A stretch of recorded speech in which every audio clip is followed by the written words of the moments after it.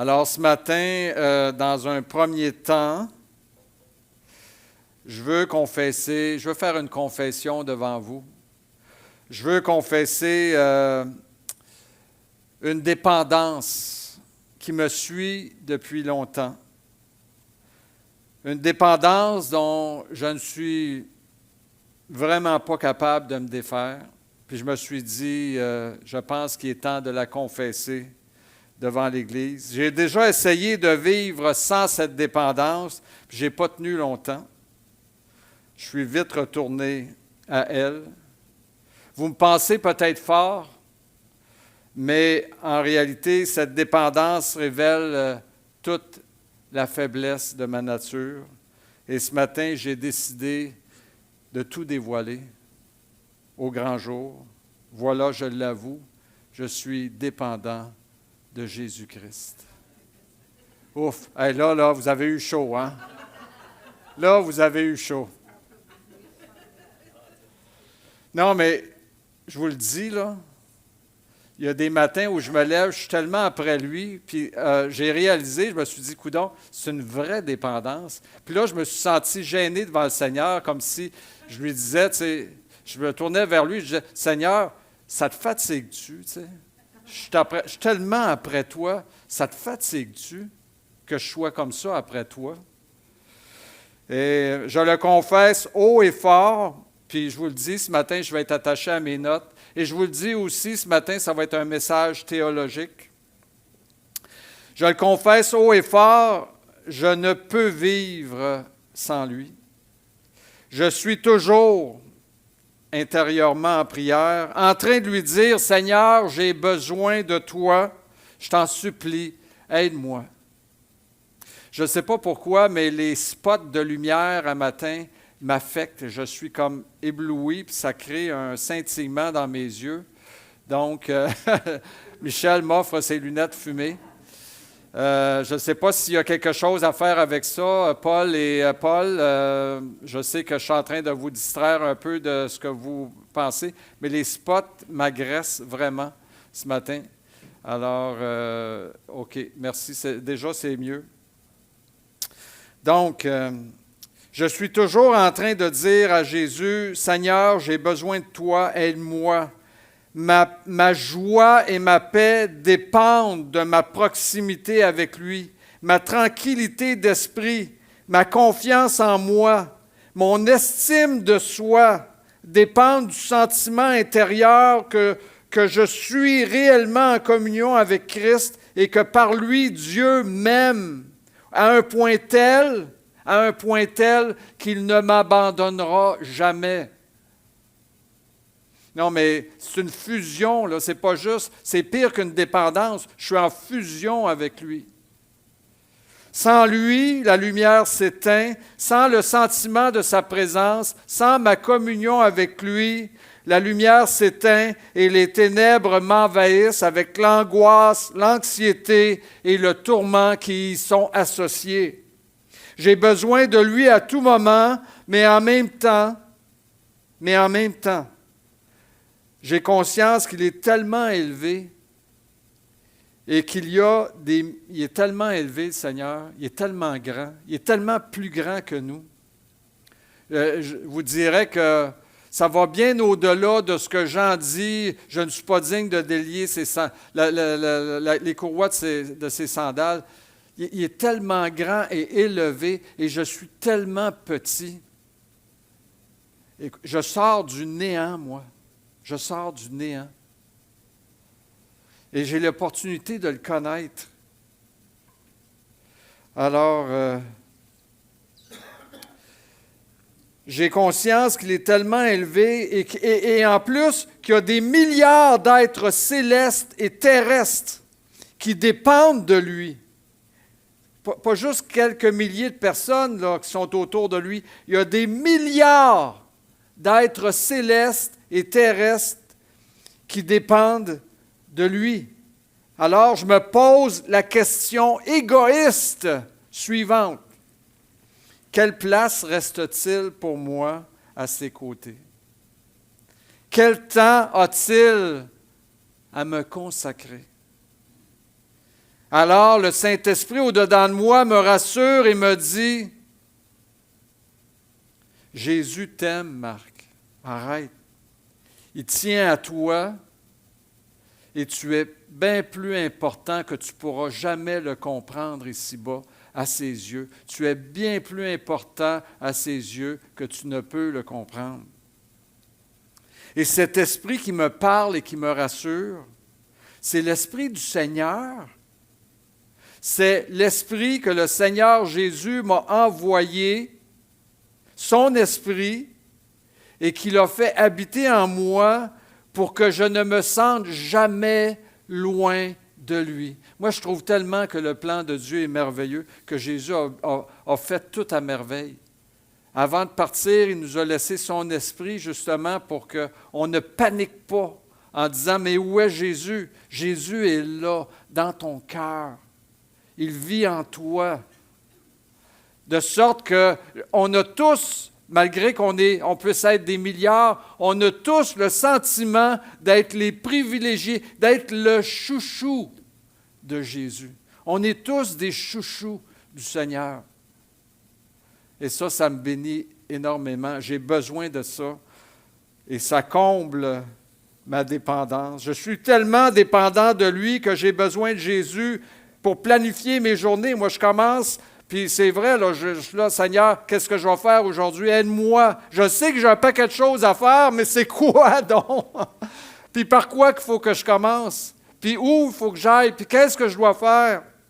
J'ai besoin de lui pour être capable d'accomplir mes journées parce que je me sens sans force, sans sagesse, sans l'amour suffisant pour le faire. J'ai besoin de lui pour être joyeux parce que moi aussi, je suis capable de me lever le matin et être bougon. Pas de mauvaise humeur, tu sais, mais en fait, les gens ont besoin de ma joie, puis elle n'est pas toujours là, ma joie. Fait que je dis, Seigneur, je t'en supplie, donne-moi de la joie aussi. Mets de la joie dans mon cœur. Non, mais tu sais, faut-tu être après lui? Tu sais, tu veux être joyeux, sois joyeux. Non, je ne suis pas capable d'être joyeux par moi-même. Seigneur, donne-moi de la joie. C'est une vraie dépendance, hein? Et j'ai besoin de lui pour avoir l'amour. Je dis, Seigneur, donne-moi l'amour pour être capable de donner ma vie. Il n'y a pas de plus grand amour que de donner sa vie. J'ai besoin de cet amour-là, Seigneur, parce que j'ai de la misère à la donner, ma vie. J'ai de la misère à la donner à mon épouse. Actuellement, Dieu me fait donner ma vie à Nathalie plus que jamais, parce qu'elle a besoin de moi plus que jamais. J'en reviens tout simplement pas, Seigneur, du plan que tu avais préparé pour moi en 2025, qui m'époustoufle et qui époustoufle Nathalie aussi. Parce que vous l'avez entendu dire, elle est reconnaissante. On n'est pas reconnaissant du malheur, de la tristesse, de l'épreuve puis de la maladie juste pour bien paraître. C'est parce qu'il y a vraiment des éléments positifs dans notre cœur, dans notre vie, dans notre âme, dans notre personne. Il y a une transformation, il y a des choses meilleures qui s'installent. C'est pour ça qu'on dit « Je suis reconnaissant ». C'est qui produit ça encore? Seigneur, c'est toi qui le fais. Et je te remercie. Parce que quand tu dis que celui qui a commencé cette bonne œuvre en vous va la rendre parfaite, bien là, je te crois plus que jamais. Comment? Au travers les bénédictions de cette vie, au travers la richesse, au travers le pouvoir, au travers les biens? Non.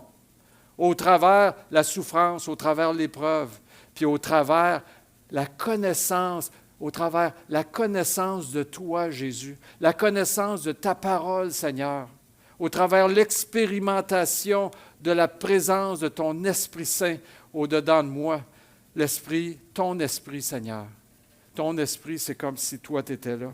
J'ai besoin donc de l'amour de Dieu en moi pour donner ma vie à mon épouse, à ma famille et à l'Église. Et aux frères et sœurs de l'Église, aux frères et sœurs de la communauté, puis pas juste de l'Église, parce que quand je rencontre des frères et des sœurs qui ne sont pas de cette Église-là, ils demeurent des frères et des sœurs du même corps de Christ que moi, et je les aime aussi. J'ai besoin de Jésus-Christ pour ma santé, parce que des fois, je me dis, comme hier, j'étudiais le message, puis il me semble que j'avais comme, je ne sais pas si c'est ça, faire de la haute pression, mais je me sentais bizarre dans mon corps. On va dire ça de même. Mais je sentais que c'était pas comme quand je suis en pleine forme. Fait que là, Seigneur, je t'en prie, donne-moi la santé pour être capable de continuer. Donne-moi la force et le courage, comme on l'a chanté tout à l'heure, face à l'adversité, qui n'arrête pas. On est toujours dans des vents contraires. Pourquoi? Parce qu'on s'en va dans une autre direction que celle du monde.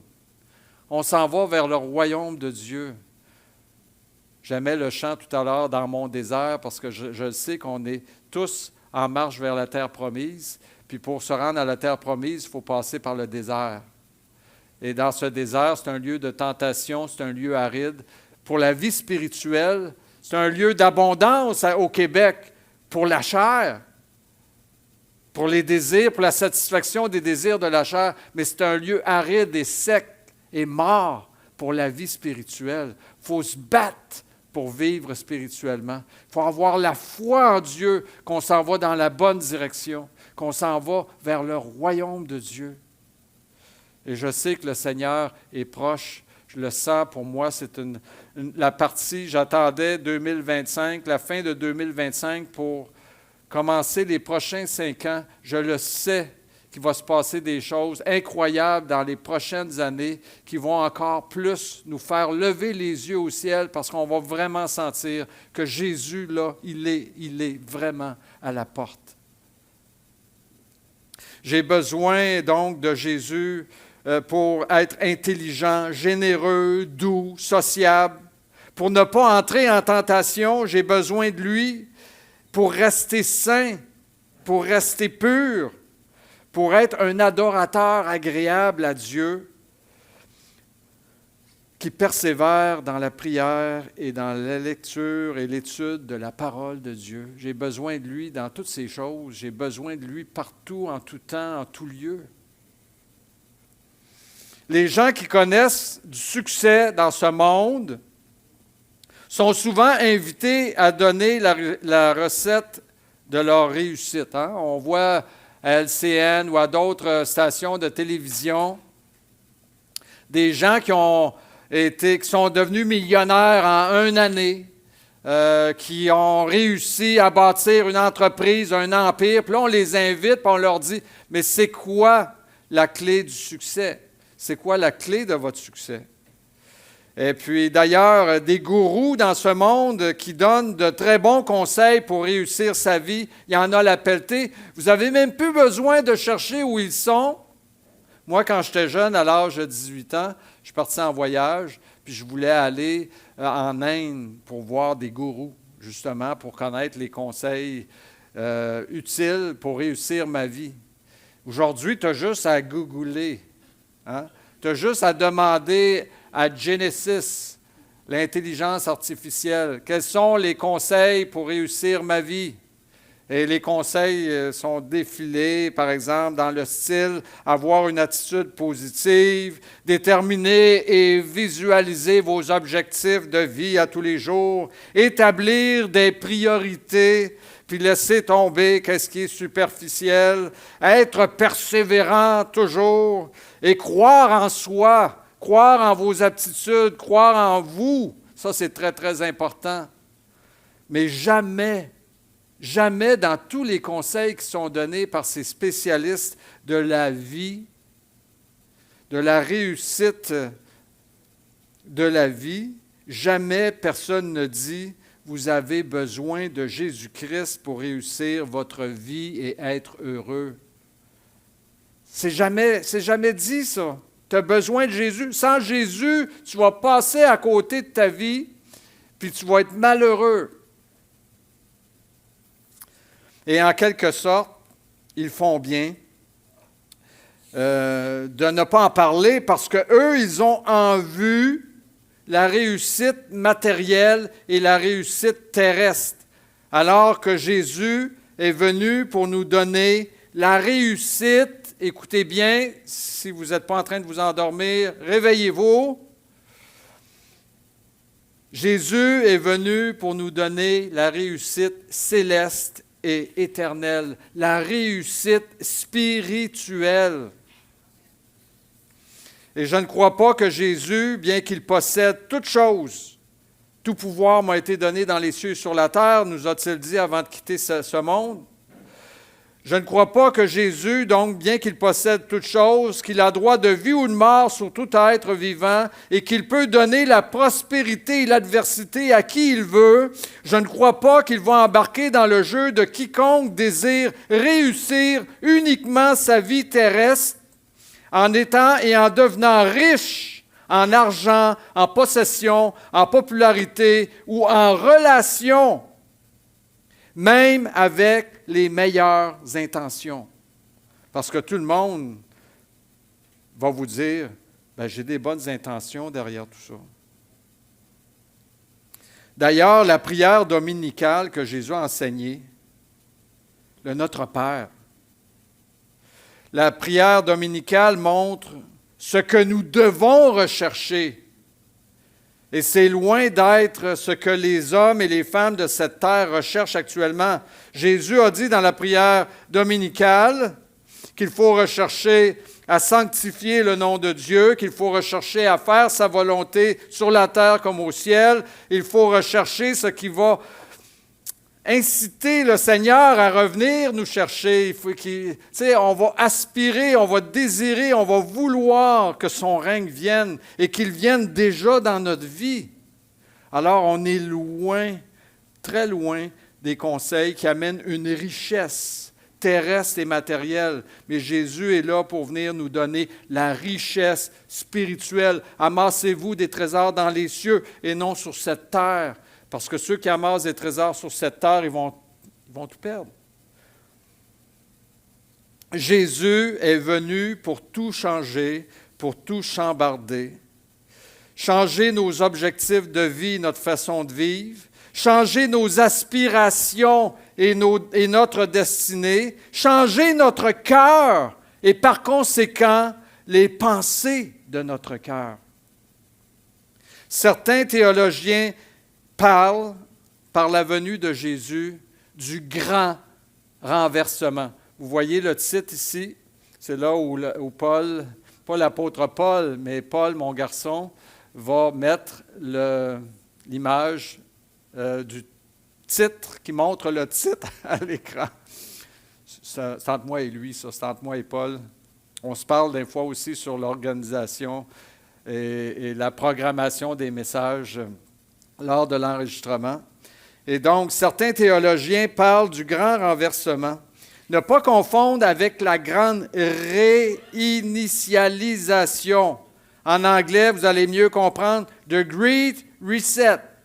Pas si je le dis bien, là, mais ça, et j'ai lu là-dessus, j'ai été étonné de voir, finalement, je ne connaissais pas bien le principe, là, mais la grande réinitialisation ou « the Great Reset », c'était le nom qu'on a donné lors d'un forum, une rencontre de grands dirigeants qui visait en mai 2020, suite à un forum économique mondial, à établir un capitalisme plus équitable pour les pays pauvres, entre autres, et qui se soucierait davantage sur le plan environnemental et écologique sur la planète, et qui est devenu, grâce à des individus, entre autres, issus de l'extrême droite,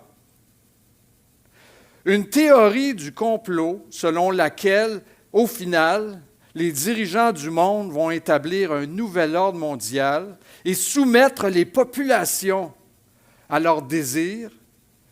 Et la vaccination, parce que tout ça s'est fait durant la pandémie, au moment où la pandémie a commencé, on est en mai 2020, vous vous souvenez, en mars 2020, la pandémie commençait.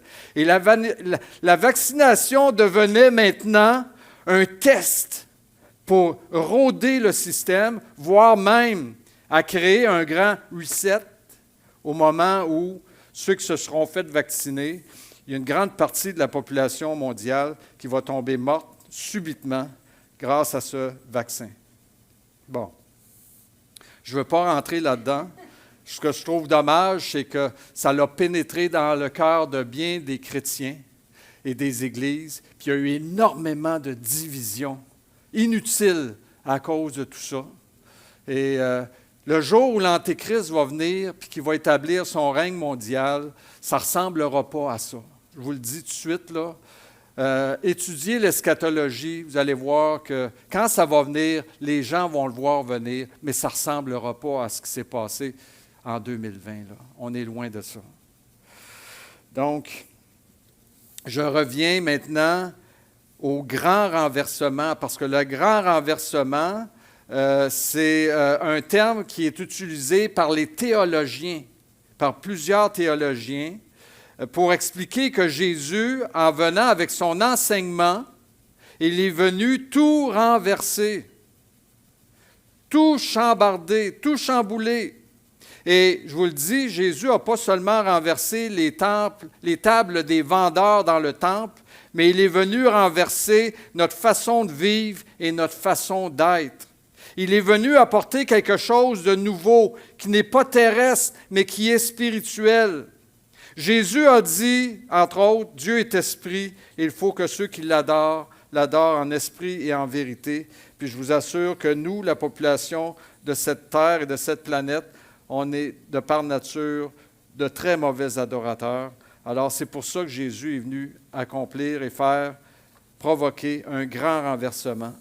Jésus est venu renverser notre façon humaine de vivre pour établir une façon spirituelle de vivre dès maintenant. Et c'est pour ça qu'il est écrit dans 2 Corinthiens, ce verset, « Si quelqu'un est en Christ, il est une nouvelle créature. Les choses anciennes sont passées, voici toutes choses sont devenues nouvelles. » Les choses anciennes sont passées, elles sont renversées, et voici maintenant, toutes choses deviennent nouvelles.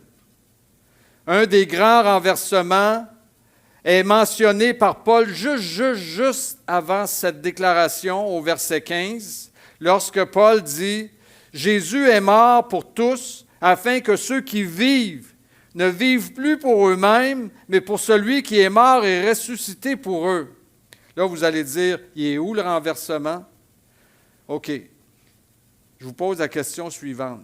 Connaissez-vous beaucoup de monde qui ne vivent pas pour eux-mêmes?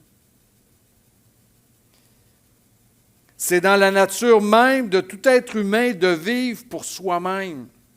Moi, tous les gens, mon voisinage, partout, ceux que je connais dans ma famille, un matin, on est dimanche. Qu'est-ce que les gens font? Ils se préoccupent de quoi? Ils se préoccupent d'eux, de leur repos, de leur bien-être, de leur achat, de leur magasinage, etc., etc., etc. Est-ce qu'ils se préoccupent de Dieu? Est-ce qu'ils vivent pour Dieu? Est-ce qu'ils vivent pour Jésus-Christ? Non.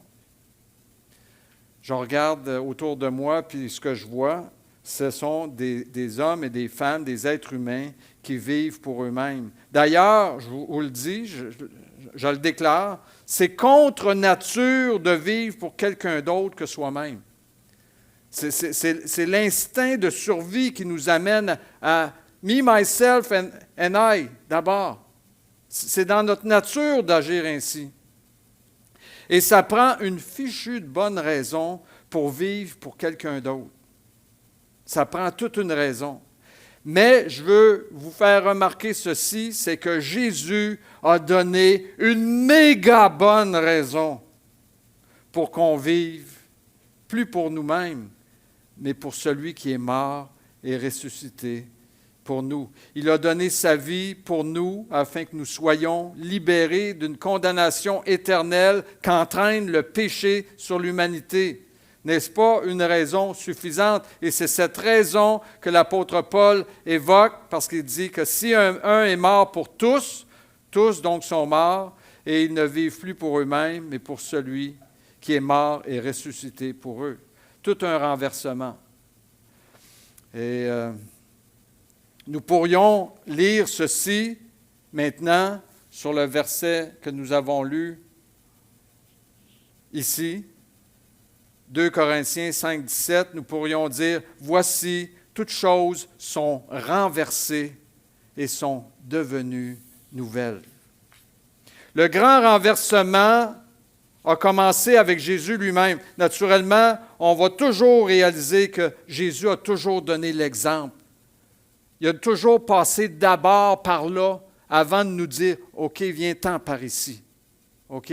Il ne nous envoie pas dans des chemins que lui-même n'a pas empruntés d'abord. Et donc, le grand renversement a commencé par lui-même. Et dans ce texte, on le voit clairement, on va le lire ensemble. C'est un des beaux textes de la parole de Dieu, un des grands textes, un hymne qui était chanté, appris par cœur dans les églises primitives, dans les premiers siècles. Philippiens chapitre 2, versets 5 à 11. « Ayez en vous les sentiments qui étaient en Jésus-Christ, lequel, existant en forme de Dieu, n'a pas regardé comme une proie arrachée d'être égal avec Dieu, mais il s'est dépouillé lui-même en prenant une forme de serviteur, en devenant semblable aux hommes. Il a renversé la pyramide. Au lieu d'être lui en haut et tout le monde à son service, il a renversé la pyramide et il s'est mis en bas et c'est lui qui est au service de tous. » Le grand renversement, Jésus a commencé à le faire par lui-même. Et donc, ayant paru comme un simple homme, il s'est humilié lui-même, se rendant obéissant jusqu'à la mort, même jusqu'à la mort de la croix. Et c'est pourquoi aussi Dieu l'a souverainement élevé et lui a donné le nom qui est au-dessus de tout nom, afin qu'au nom de Jésus, tout genou fléchisse dans les cieux, sur la terre et sous la terre, et que toute langue confesse que Jésus-Christ est Seigneur, à la gloire de Dieu le Père. Bien qu'il était Dieu, donc, Jésus s'est fait serviteur de son Père et des hommes en devenant semblable aux hommes et en se rendant obéissant jusqu'à la mort de la croix pour s'offrir comme victime expiatoire pour nos péchés. Renversement des rôles. Quel renversement! La gloire du Père, parce qu'au final, le renversement que Jésus a opéré amène à quoi?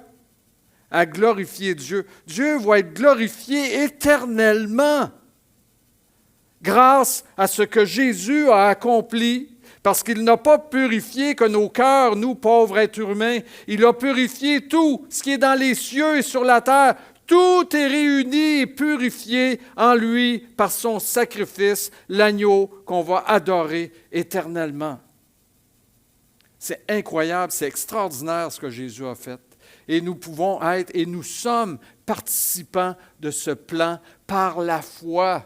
C'est pour ça que Paul dit à Timothée, « Saisis la vie éternelle à laquelle tu as été appelé. » Et nous aussi, nous devons prendre conscience. Voyez-vous pourquoi la connaissance est tellement importante? Lorsqu'on comprend ces choses, ça nous donne le goût de quoi? De saisir, de rester attaché, de persévérer, de continuer, de vivre notre vie à l'image de Christ comme chrétien, pour se rendre, nous aussi, là où Jésus s'est rendu, au sommet de la gloire. Jésus a été, après son renversement, souverainement élevé, et il a amené une gloire éternelle. Et la gloire du Père et du Fils a atteint son paroxysme parce que Jésus s'est abaissé jusqu'à la mort de la croix.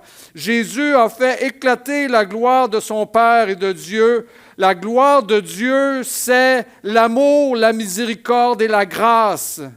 Certains pensent que la gloire de Dieu réside dans sa puissance, dans son pouvoir et son autorité. Et oui, je vais vous dire, c'est glorieux tout ça. Et oui, Dieu est gloire dans tout ce qu'il fait et dans tout ce qu'il est. Mais le summum de sa gloire, c'est sa grâce et son amour envers nous. D'ailleurs, souvenez-vous toujours que quand Moïse a dit sur le mont Sinaï, « Je veux voir ta gloire », qu'est-ce qui s'est passé? Dieu l'a caché dans le creux d'un rocher et il l'a fait passer. Je ne sais pas, une multitude d'anges, en tout cas, ça disait quoi? Gloire, gloire, gloire à Dieu, lui qui pardonne l'iniquité jusqu'à combien de générations, je ne m'en souviens pas, mais on ne serait pas capable de pardonner autant que ça. On n'aurait pas autant de grâce. Merci Patrick, 1000. Patrick, il a regardé son frère François et il dit 1000. Merci Patrick. Ce sont des hommes instruits de la parole de Dieu. J'apprécie votre instruction. Votre présence aussi. Mais c'est la gloire de Dieu. La gloire de Dieu, c'est sa grâce et sa miséricorde. Et c'est ce que Jésus a fait éclater en acceptant d'aller mourir pour nous. Il n'y a pas de plus grand amour que celle de Jésus à la croix. Il n'y en a pas de plus grand. Impossible de trouver quelque chose de plus grand que cet amour. Et donc, Jésus a tracé le chemin qui mène à la gloire et nous devons appliquer ce principe de renversement à nos vies, dans l'Église, dans nos familles et dans cette société, ce qui n'est pas facile à faire pour nous aussi. On répugne à être serviteur. On se dit toujours, là, c'est assez, j'en ai assez fait aujourd'hui. Là, je suis allé, moi, je ne me mettrai pas à plat ventre devant eux autres. Moi, je n'irai pas jusque-là. Tu sais, hein? Notre nature, hein, c'est ça. Hein?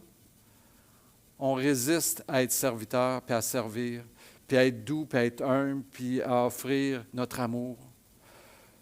On a peur de trop en donner. Jésus a tout donné, tout donné.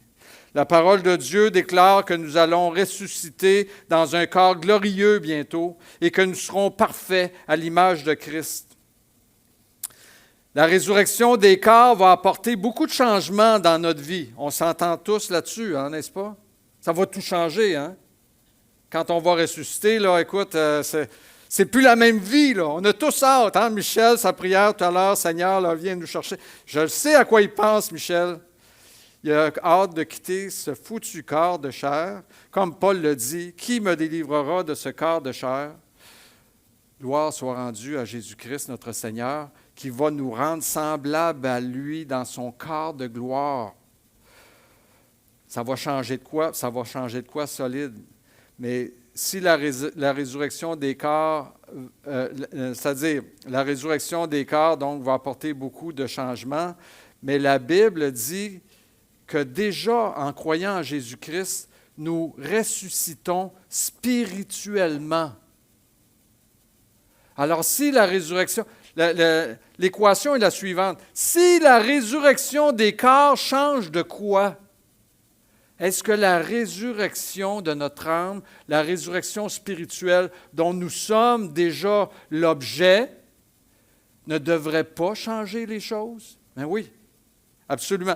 Lisons ici ce que Paul dit dans Éphésiens. « Mais Dieu qui est riche en miséricorde à cause du grand amour dont il nous a aimés, nous qui étions morts par nos offenses, nous a rendus à la vie avec Christ. C'est par grâce que vous êtes sauvés. Il nous a ressuscités ensemble et nous a fait asseoir ensemble dans les lieux célestes en Jésus-Christ afin de montrer dans le siècle à venir l'infinie richesse de sa grâce par sa bonté envers nous en Jésus-Christ. » Donc, je le répète, s'il est normal que la résurrection des corps ait un impact, la résurrection de notre âme aussi doit avoir un impact sur notre vie. Et sur cette déclaration que Paul a faite par rapport à la résurrection, il nous a ressuscités ensemble. Un homme décédé, un théologien, un prédicateur, un enseignant reconnu dans ce monde, dans le monde chrétien, qui s'appelle Martin Lloyd-Jones, toujours des anglophones, je suis désolé, il n'y a pas beaucoup de francophones, parfois il y en a. Il dit ceci, on va lire ensemble, on ne lira pas trop vite, mais pour bien comprendre, je vous ai dit que ça serait théologique le message aujourd'hui. Cette déclaration montre à quel point le changement est profond quand quelqu'un devient chrétien. Il ne s'agit pas de tourner la page et de travailler dur pour avoir une belle vie. Encore une fois, on est dépendant de lui pour être ce qu'on doit être maintenant dans notre nouvelle vie. Cela ne se limite pas à devenir membre d'une nouvelle communauté religieuse. Parce qu'on devient chrétien, ça y est, je suis rendu dans le club social. Il s'agit plutôt d'être enlevé d'un royaume pour aller dans un autre. Il s'agit d'être unis à lui dans le Saint-Esprit et les puissances du monde à venir, de sorte que par la nouvelle naissance et par notre régénération, nous sommes unis au Seigneur Jésus-Christ et nous devenons participants de sa vie et de ses bénédictions. Déjà, c'est ça qu'on vit, qu'on doit vivre, qu'on doit chercher à vivre. On doit faire tous nos efforts pour donner l'opportunité au Saint-Esprit de nous amener dans cette direction.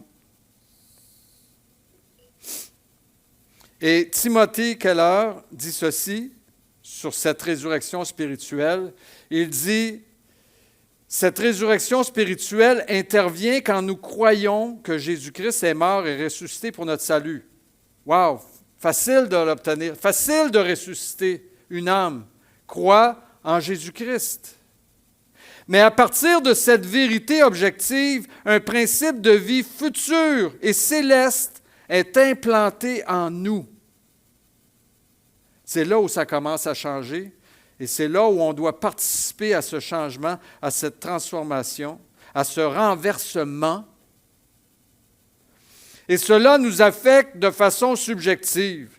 Nous commençons à vivre les avant-goûts de notre futur état final. On n'attendra pas d'être ressuscité physiquement pour commencer à vivre notre vie spirituelle selon Dieu.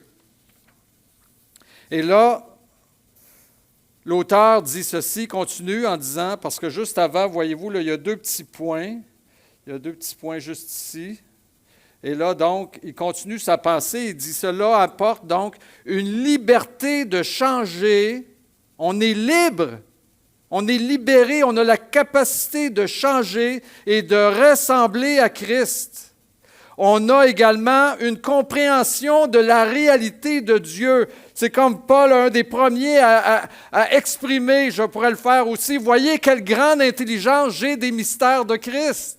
On l'a tous, cette grande intelligence des mystères de Christ, maintenant, par l'Esprit, parce qu'on a la capacité d'avoir une compréhension de la réalité de Dieu, de sa gloire et de son amour dans nos cœurs, et une nouvelle solidarité aimante avec nos frères et sœurs en Christ. Ah, Éternel! Je vois l'ennemi, Satan, qui rôde pour chercher à diviser les églises, à créer la chicane. Puis je trouve ça tellement malheureux qu'en 2025, il y en a plusieurs qui sont tombés dans le panneau. Puis il va le chercher encore. Ça marche. Il sait que ça marche. Il le fait dans toutes les églises. Or, Christ nous a donné la capacité de nous aimer les uns les autres. Un grand renversement. Avant, on n'était pas capable, mais aujourd'hui, il n'y a aucune raison qu'on ne le fasse pas, qu'on ne s'aime pas. On n'est pas tous faciles à aimer, on a tous nos caractères, nos personnalités, mais on est capable tous de se laisser une chance, puis de se pardonner réciproquement, puis de s'aimer les uns les autres comme on doit s'aimer. Pour former le corps de Christ et plaire à Dieu, donner l'occasion à Dieu de se réjouir d'avoir donné son Fils sur cette croix maudite. Alors, avec tout ça, je veux terminer la déclaration de Timothy Keller, parce que la dernière partie est importante. La résurrection spirituelle, on est rendu ici, la résurrection spirituelle signifie en un sens que nous vivons dans les cieux tout en restant sur terre et que nous vivons dans l'avenir tout en restant dans le présent. Dieu nous a donné à chacun une radio. Tout être humain a une ou un radioémetteur, une radio, Paul Lavigne, qui est un peu plus spécialiste que moi là-dedans, une ou un radioémetteur, une radioémettrice. Émettrice ou émetteur? Bon, OK, je vais y aller comme je l'ai écrit. À chacun, nous avons un radioémetteur. OK, chaque être humain a sa radioémetteur. Et s'il n'y a pas de courant, on va dire que la radio est morte. T'sais, on est sur une île déserte, on est pogné là, puis on va mourir de faim, un peu comme dans Seul au monde avec Tom Hanks. Et puis, la seule façon de s'en sortir, on a une radio, on a trouvé une radio, mais il n'y a pas de courant. Fait qu'on ne peut ni parler à quelqu'un, ni entendre quelqu'un. Chaque être humain est sur son île déserte avec un radioémetteur. Et tant qu'il n'y a pas de courant, la radio est morte. Et nous ne pouvons entrer, en fait, cette radio est le moyen de communiquer avec Dieu et Dieu avec nous. Et donc, nous ne pouvons entrer en communication avec Dieu, ni lui parler, ni l'entendre, si nous ne croyons pas en Jésus-Christ, si nous ne naissons pas de nouveau et si nous ne recevons pas le Saint-Esprit, parce que le Saint-Esprit, c'est le courant. C'est la connexion qui, tout à coup, permet de « Ah, il y a du bruit! » Là, tu sais, tu parles, vous imaginez les films, là, où est-ce qu'on finit par entendre quelqu'un dans la radio, puis on parle, puis là, enfin, « Oui, je suis là, SOS, aidez-nous, on est à telle place. » On est bénis, frères et sœurs. Dieu a tout donné à l'homme pour qu'il puisse être sauvé et rentrer en communication avec lui, mais il doit passer par Jésus-Christ. Nul ne vient au Père que par moi. Nul ne vient au Père que par moi. Alors, nous l'avons, cette radio, on a du courant dans notre radio, il faut s'en servir régulièrement, constamment. Nous sommes appelés comme chrétiens à vivre une vie nouvelle et cela implique un grand renversement dans nos vies. On enlève les vieilles choses et on les remplace par des neuves. C'est pour ça la parabole des outres que Jésus a apportée, puis les vieilles outres, là, puis les vieux habits, là, aux poubelles, c'est fini. On ne peut pas mettre une pièce neuve sur un vieil habit. On a besoin d'avoir un nouvel habit, puis on a besoin d'être une outre neuve. Et ça, c'est le Saint-Esprit qui va s'en charger. Il va nous changer, nous régénérer, nous transformer. Et ça, c'est là où ça change tout. On doit faire envers Jésus ce que lui-même a fait envers son Père.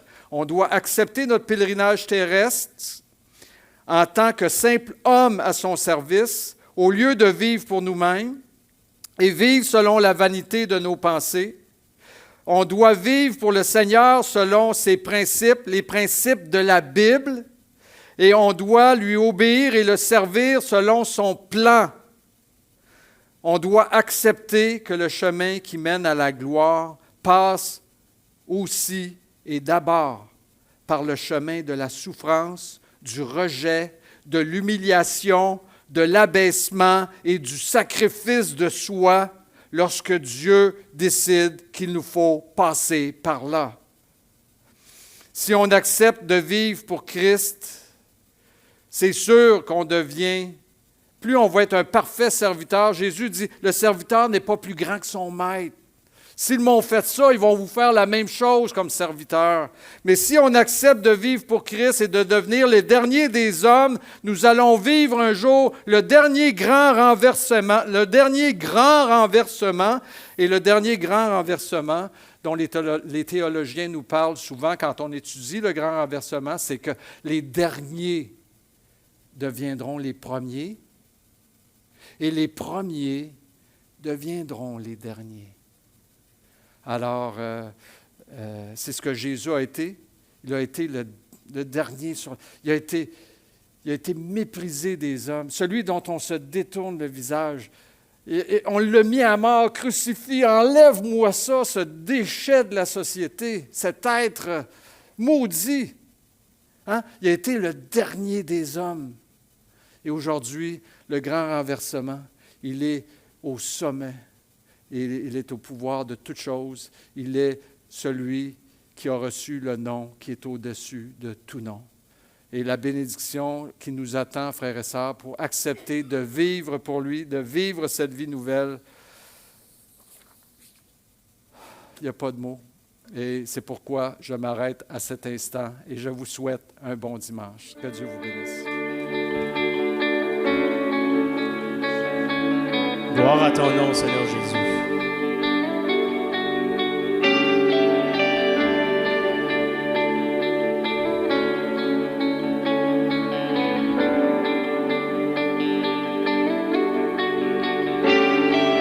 Gloire à ton nom, gloire à ton précieux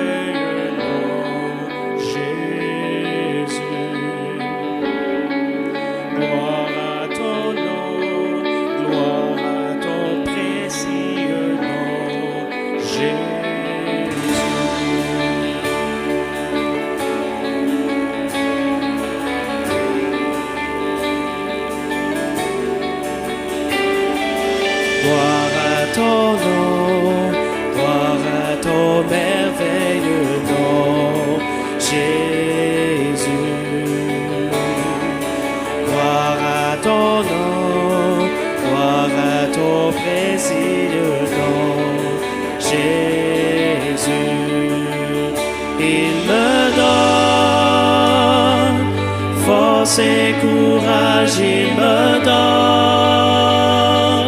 amour et paix il me donne, puissance et autorité.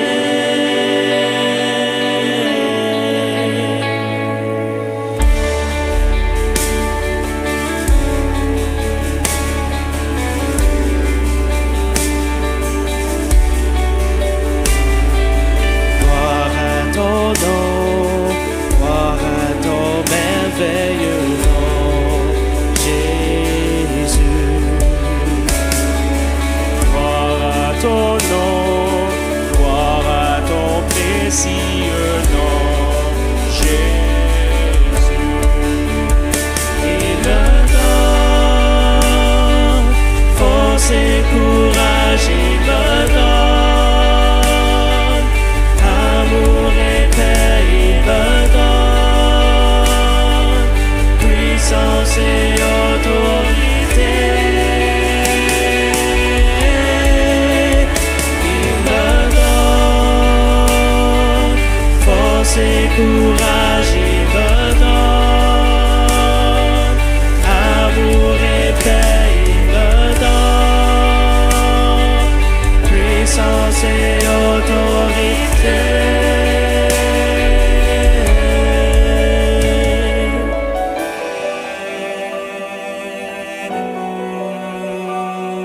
Gloire à ton nom, Seigneur, ce matin.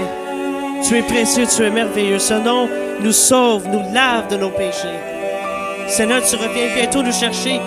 Gloire à ton nom pour cela.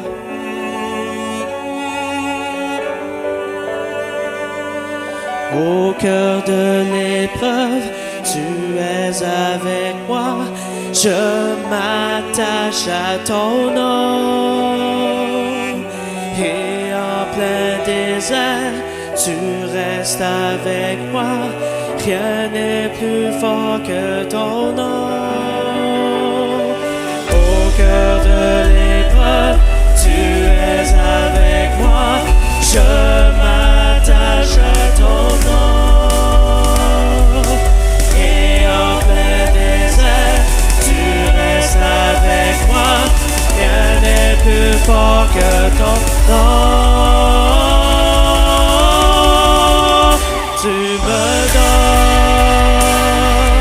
force et courage, tu me donnes amour et paix, tu me donnes puissance et autorité. Tu me donnes force et courage, tu me donnes amour et paix, tu me donnes puissance et autorité.